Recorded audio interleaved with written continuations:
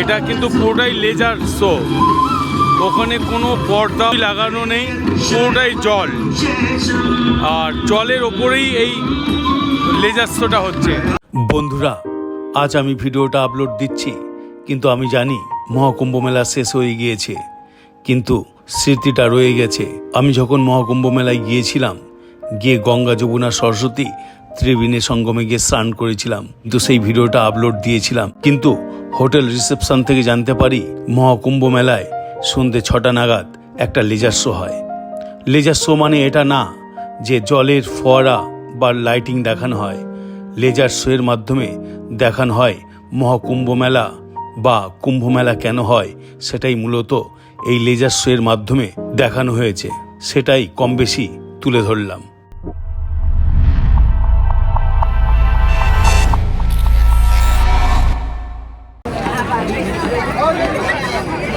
এটা হচ্ছে মেন জায়গা।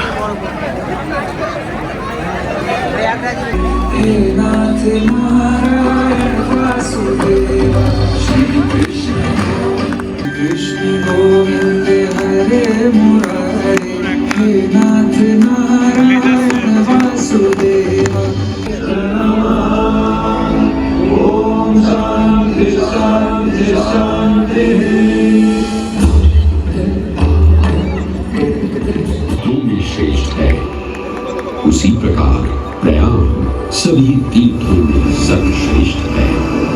पद्म पुराण में वर्णित ये श्लोक जिस तरह प्रयाग की विशेषता को दर्शाता है, उसी तरह इस पावन क्षेत्र का गुणगान करने वाली अनेक पौराणिक कथाएं, किंवदंतियां एवं कहानियां। यज्ञ करने हेतु इस सृष्टि में एक ऐसा स्थान ढूंढ रहा हूँ जो दिव्यता और पवित्रता की दृष्टि से सर्वोत्तम हो। क्या आप मुझे ऐसा कोई उपयुक्त स्थान बता सकते हैं जो सभी तीर्थों में सर्वश्रेष्ठ हो? जगत रचयिता को मेरा प्रणाम। भगवान, मैं धन्य हूँ कि आपने मुझे इस योग्य समझा। क्यों ना आप स्वयं ही सभी पवित्र स्थानों का मूल्यांकन करें। ऐसा कीजिए, आप तुला के एक पलड़े पर सप्तपुरियों को रखिए और दूसरे पलड़े पर भगवान विष्णु के स्थायी निवास प्रयाग को रखिए, जिसका भार सबसे अधिक आए। मेरे विचार में वही सर्वश्रेष्ठ तीर्थ होगा। इस मूल्यांकन के परिणाम स्वरूप प्रयाग का पलड़ा ही भारी रहा।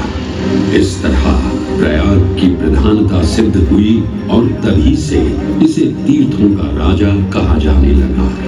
आज भी ऐसी मान्यता है कि भगवान ब्रह्मा ने गंगा नदी के पश्चिमी तट पर 10 अश्वमेध यज्ञ संपन्न किए थे। आज उस स्थान को हम दशाश्वमेध घाट के नाम से जानते हैं। भगवान ब्रह्मा के अलावा इंद्रदेव, वरुण देव एवं सोमदेव ने भी प्रयाग क्षेत्र में ही भगवान विष्णु की आराधना करने हेतु यज्ञ किए थे, जिससे उन्हें भी श्री हरि का आशीर्वाद प्राप्त हुआ। प्रयाग शब्द में प्र का अर्थ है उत्कृष्ट और याग का अर्थ होता है यज्ञ। इसीलिए इन दो शब्दों से बना प्रयाग सबसे पवित्र स्थान माना जाता है। प्रयाग ही संसार में एकमात्र ऐसा पावन क्षेत्र है जहाँ 3 पवित्र नदियों का संगम होता है। इस संगम का भी एक अनूठा महत्व है।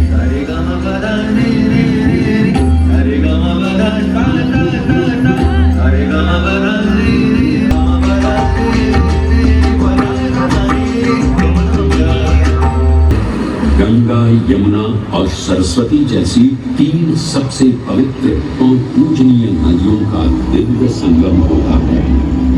इन नदियों के संगम में स्नान करने एवं संगम का जल ग्रहण करने से मनुष्य मुक्ति का अधिकारी बन जाता है और इसमें किंचित भी संदेह नहीं है। ब्रह्म पुराण में ब्रह्मा जी भी कहते हैं कि प्रयाग में सरस्वती जी अदृश्य रूप में आकर गंगा जी से मिलती हैं। इसलिए इस क्षेत्र को सरस्वती तीर्थ संगम भी कहा गया है। सरस्वती नदी के अदृश्य रूप से मिलने के पीछे भी एक पौराणिक कथा सुनने को मिलती है।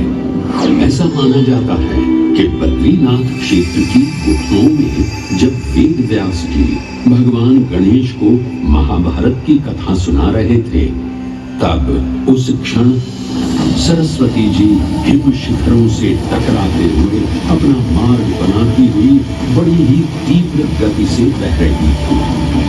सरस्वती नदी के इस तेज बहाव से उत्पन्न होने वाली तेज ध्वनि महर्षि वेद व्यास जी ने सरस्वती जी से वेग और ध्वनि को कम करने का आग्रह किया, परंतु उनके अनुरोध उपरांत भी जब सरस्वती नदी के वेग एवं ध्वनि में कोई कमी नहीं हुई, तो उन्होंने क्रोधित होकर सरस्वती जी को श्राप दे दिया और कहा कि वे अब धरती के भीतर यानी कि पाताल लोक में प्रवाहित होंगी।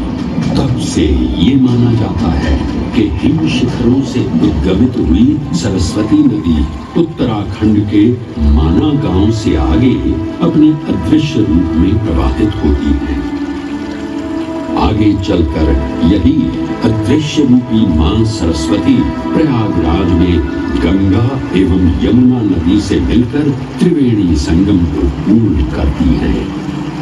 ये प्रयाग नगरी पवित्रता का उद्गम है, जिसके अंश हमें वेदों एवं पुराणों में भी मिलते हैं, जिनमें वर्णित है सुरों असुरों द्वारा हुआ समुद्र मंथन। अमृत प्राप्ति के लिए सुरों और असुरों ने एकजुट होकर क्षीर सागर का मंथन किया, जिसके संदर्भ में पुराणों में विभिन्न कथाएं देखने को मिलती हैं। उन्हीं कथाओं में एक कथा महर्षि दुर्वासा और इंद्रदेव से संबंधित है। इस कथा के अनुसार ऋषि दुर्वासा ने इंद्रदेव से प्रसन्न हो उन्हें पारिजात पुष्पों की एक दिव्य माला भेंट की, जिसे इंद्रदेव ने साधारण पुष्पों की माला समझ स्वयं धारण न कर उसे अपने वाहक गजराज ऐरावत के मस्तक पर रख दिया। पल भर में गजराज ने वो माला धरा पर गिरा उसे अपने पैरों तले रौंद दिया। ऋषि दुर्वासा से ये अपमान सहन न हुआ और उसी क्षण क्रोधित हो उन्होंने इंद्रदेव को श्राप दे दिया। हे अहंकारी इंद्र, तेरा इतना तो साहस कि तूने मेरा अपमान किया। जिस वैभव एवं शौर्य पर तू इतरा रहा है, क्षण भर में ही तेरा ये वैभव, प्रतिष्ठा, शक्तियां सब नष्ट हो जाएंगी। मैं अत्रि पुत्र दुर्वासा समस्त देवगणों को श्रीहीन होने का श्राप देता हूं।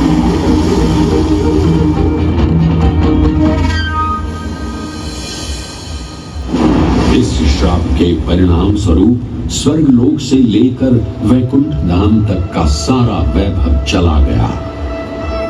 जहां अपना वैभव एवं शक्तियां खो चुके थे, वहीं वैकुंठ धाम में मां लक्ष्मी भी क्षीर सागर की गहराइयों में चली गई।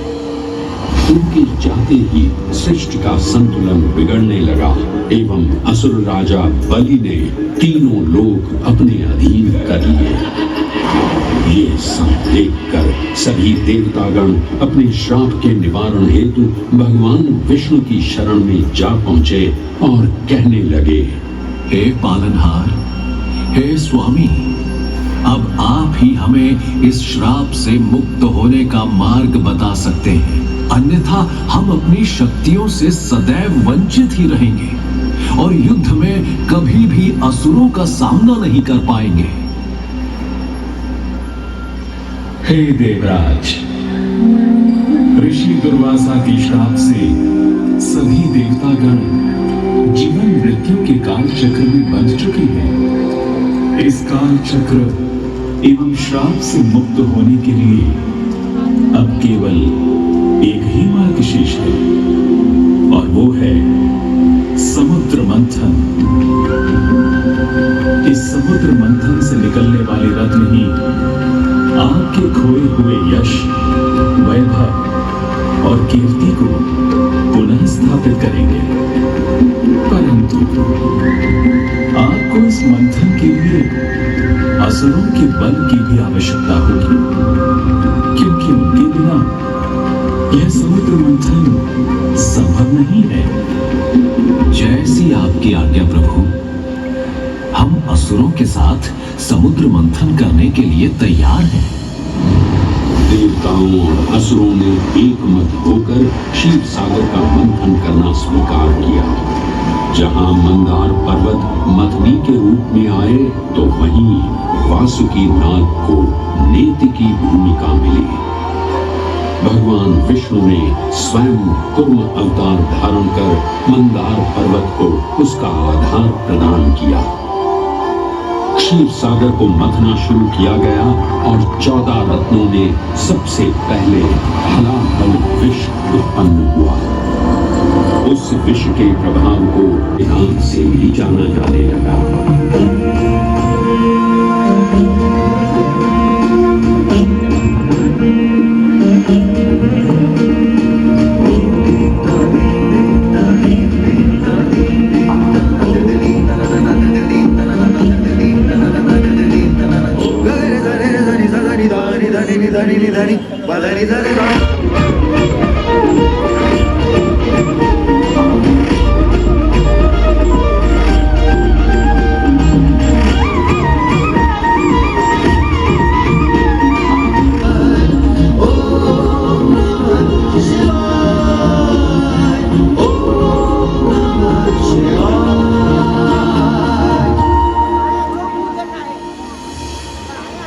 हलाहल के पश्चात समुद्र की गहराइयों से मां लक्ष्मी का आगमन हुआ, जिन्हें भगवान विष्णु ने वर्ण करके अपनी अर्धांगिनी बना लिया। इसके पश्चात समुद्र मंथन से एक एक कर कामधेनु गाय, पारिजात वृक्ष, चंद्र, कल्प वृक्ष, अपार सुंदर अप्सराएं, गंधर्व, शंख, उच्चैष, वरुण एवं कौस्तुभ मणि जैसे अनेक रत्न उत्पन्न हुए। लेकिन सभी को जिस रत्न की सबसे अधिक प्रतीक्षा थी, उस रत्न का निकलना अभी बाकी था। अंततः आयुर्वेद के देव धन्वंतरी अपने हाथ में अमृत कुंभ लिए प्रकट हुए। असुरों और असुरों के मध्य एक घमासान युद्ध आरंभ हुआ। इसी युद्ध के दौरान स्वरभानु नाम का एक असुर अमृत कुंभ को अपने अधीन कर पाताल लोक की ओर चल दिया। तब अमृत कलश को वापस पाने हेतु देवतागण अपने आराध्य भगवान विष्णु का स्मरण करने लगे।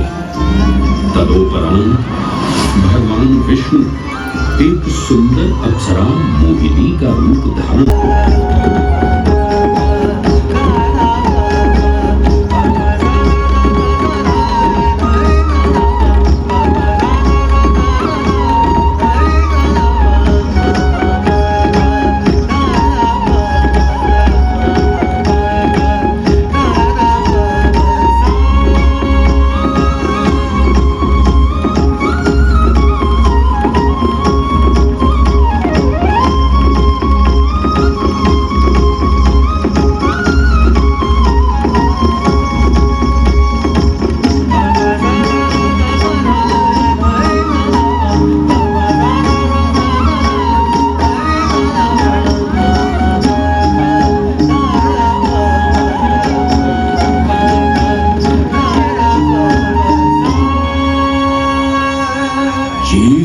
अप्सरा कौन है?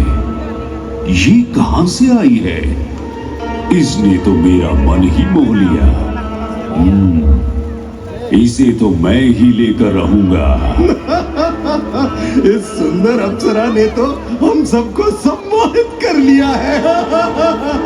हे सुंदरी, तुम कौन हो और यहाँ क्यों आई हो? सूरज।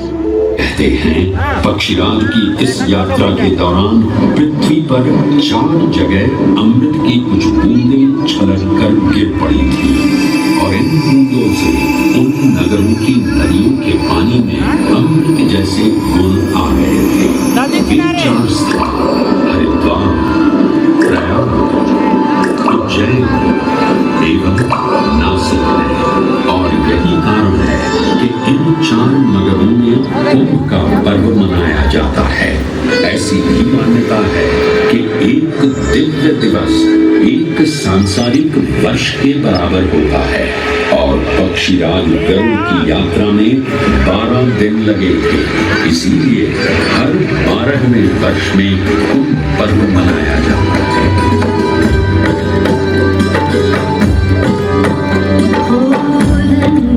मेरा धर्म सनातन, अमृत यहाँ की जलधारा। धन्य है मेरा धर्म सनातन, अमृत सृष्टि का त्रिवेणी नहाए जो पाए वो मुक्ति। हर एक बूंद यहाँ ईश्वर का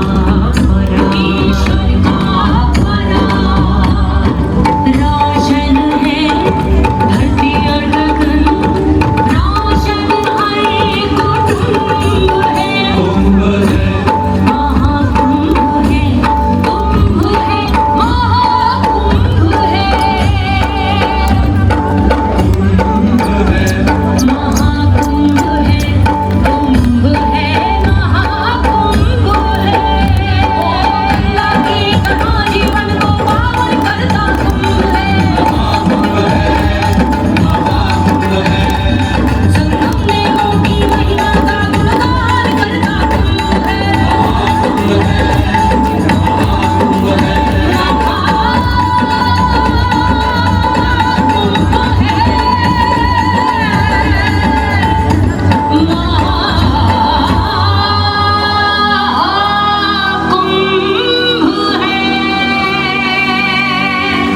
পুরো অন্ধকার এই লেজার শোটা হওয়ার জন্য। ग्रहों के अनूठे संरेखण से सुनिश्चित होता ये कुंभ महापर्व प्रयाग की भूमि पर उसी नक्षत्र में आयोजित होता है जिस नक्षत्र में यहाँ अमृत की बूंदें गिरी थी।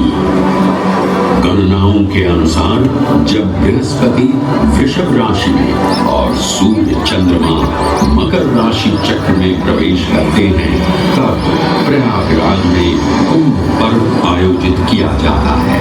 प्राचीनतम धरोहर माना जाने वाला ये कुंभ पर्व भारत ही नहीं बल्कि विश्व भर से आए करोड़ों श्रद्धालुओं का स्वागत करता है। कुंभ पर्व केवल एक पर्व ही नहीं बल्कि एक तीर्थ का अवसर भी है जहां लाखों करोड़ों श्रद्धालु कल्पवास के नियमों का पालन करते हैं। पौष पूर्णिमा से लेकर माघ पूर्णिमा तक चलने वाले कल्पवास के दौरान तीर्थालु सांसारिक सुखों को त्याग कर तपस्वी संतों की तरह कुटिया में रहते हैं। उनकी दिनचर्या ब्रह्म मुहूर्त में गंगा स्नान से शुरू हो संध्या वंदना और भजन कीर्तन जैसे आध्यात्मिक कार्यों के साथ रात्रि तक समाप्त होती है। श्रद्धालु दिन में केवल एक ही बार भोजन ग्रहण कर मानसिक रूप से धैर्य, अहिंसा और भक्ति भाव में लिप्त रहते हैं। এখানে কথা বলতে পারছি না। ऐसी मान्यता है कि जो कल्पवासी मोक्ष की अभिलाषा लिए कुंभ पर्व में कल्पवास के नियमों का पालन करते हैं उन्हें मोक्ष अवश्य ही प्राप्त होता है। पारंपरिक रूप से इस आध्यात्मिक पर्व की औपचारिक शुरुआत का श्रेय 8वीं शताब्दी के हिंदू दार्शनिक और संत आदि शंकराचार्य को दिया जाता है। उन्होंने न केवल 4 पवित्र मठों पुरी, श्रृंगेरी, द्वारका और बद्रीनाथ की स्थापना की थी, बल्कि सन्यासी परंपरा को जीवित रखने हेतु 10 नाम सन्यासी व्यवस्था का गठन भी किया था, जिसके अंतर्गत निर्माणी, अटल, निरंजनी, आनंद, जूना, आवाहन और अग्निसात नामक 7 अखाड़े निर्मित हुए। आदि शंकराचार्य का उद्देश्य शास्त्रों के ज्ञान को आपस में साझा कर सनातन धर्म के दार्शनिक आधारों को सुदृढ़ और परिपक्व करना था। अतः धर्म की सभी शाखाओं को संगठित रखने हेतु आदि शंकराचार्य ने प्रयाग की भूमि पर कुंभ पर्व को पुनः आयोजित किया। आज के इस दौर में कुंभ पर्व की महत्ता का अनुमान इसी बात से लगाया जा सकता है कि यूनेस्को द्वारा मानवता की अमूर्त सांस्कृतिक विरासत की এটা কিন্তু পুরোটাই লেজার শো, ওখানে কোনো পর্দা লাগানো নেই, পুরোটাই জল, আর জলের ওপরেই এই লেজার শোটা হচ্ছে। भरद्वाज, वासुकी, अक्षयवट और शेषनाग, प्रयाग के इन 7 तीर्थ नायकों की हम वंदना करते हैं, परंतु उक्त 7 तीर्थ नायकों में वेणी माधव का ही प्रमुख स्थान है। त्रिवेणी संगम में स्नान के साथ साथ श्रद्धालु वेणी माधव मंदिर में दर्शन कर भगवान विष्णु का आशीर्वाद भी प्राप्त करते हैं। मान्यताओं के अनुसार वेणी माधव इलाहाबाद किले के परिसर में स्थित पातालपुरी मंदिर में एक पवित्र अक्षयवट वृक्ष के पत्तों पर एक बालक के रूप में विश्राम करते हैं।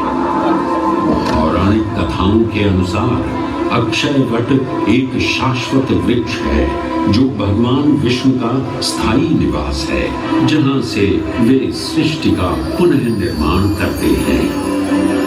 त्रेता युग में भी अक्षयवट वृक्ष का उल्लेख देखने को मिलता है। कहा जाता है कि भगवान श्री राम, माता सीता एवं अनुज लक्ष्मण अपने वनवास काल में इस स्थान पर आए थे। वैसे तो भगवान श्री राम का वनवास प्रयाग में श्रृंगी ऋषि को समर्पित श्रृंगवेरपुर धाम से आरंभ होता है।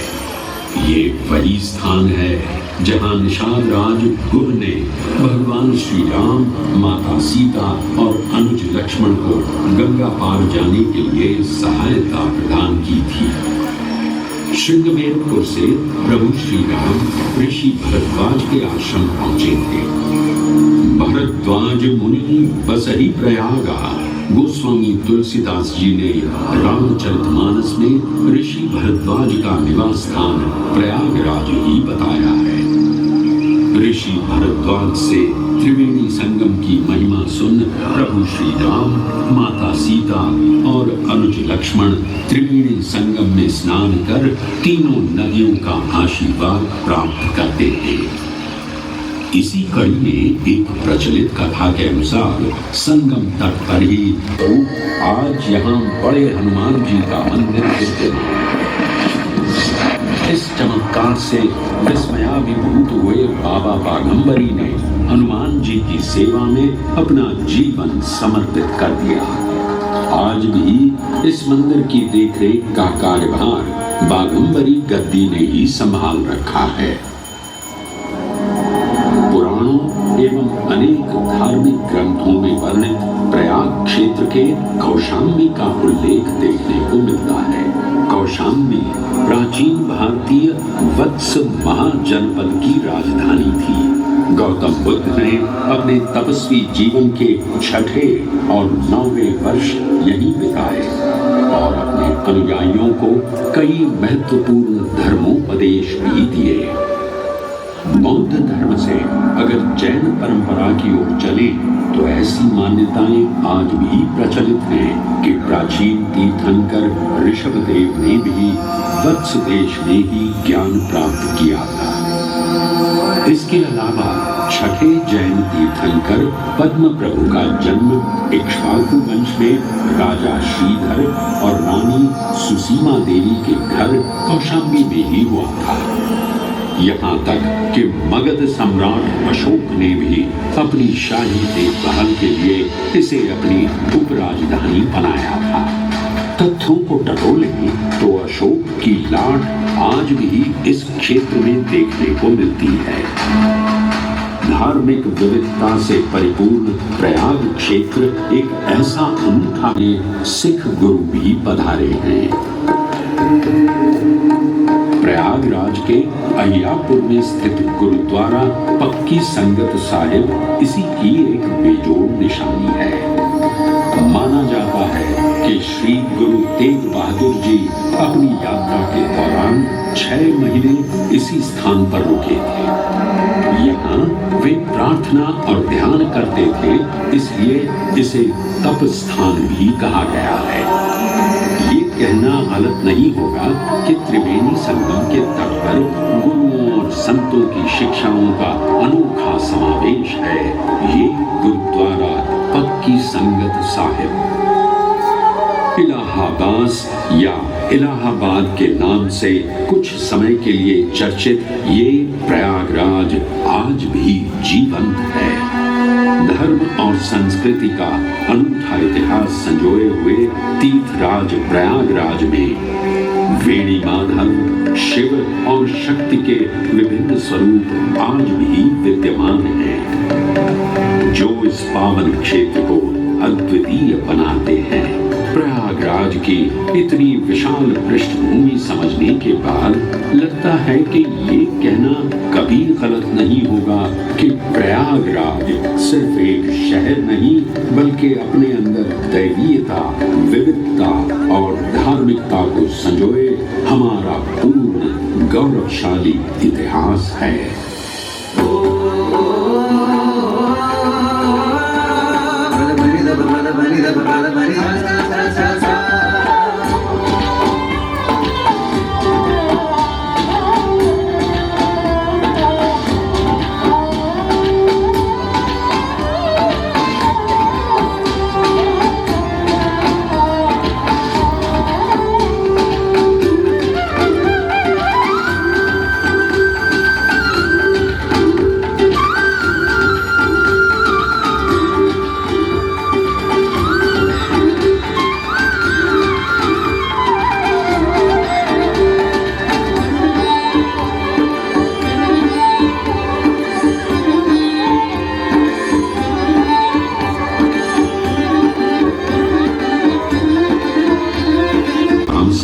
महादेव और परम शक्ति मां पार्वती की आराधना करने की अपनी मनोकामना को व्यक्त किया था, जिसके उपरांत प्रभु श्री राम ने यमुना तट पर भगवान भोलेनाथ और मां पार्वती को समर्पित एक मंदिर का निर्माण करवाया था, जिसे आज हम मनकामेश्वर मंदिर के नाम से भी जानते हैं। त्रेता युग में स्वयं प्रभु श्री राम ने माता सीता के साथ इसी मंदिर में भगवान शिव एवं मां पार्वती की पूजा अर्चना कर उनसे आशीर्वाद प्राप्त किया था। शिव के इस प्राचीन मंदिर से अगर थोड़ा आगे चले तो उन्हीं के अंशावतार पवन पुत्र हनुमान जी का मंदिर भी विद्यमान है।